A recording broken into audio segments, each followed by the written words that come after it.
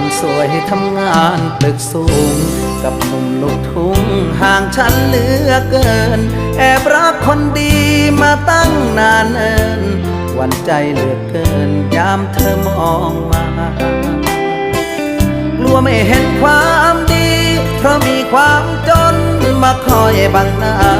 จึงตั้งเส้นชัยในหัวใจว่าจะสร้างตัวมาเพื่อยืนข้างเธอ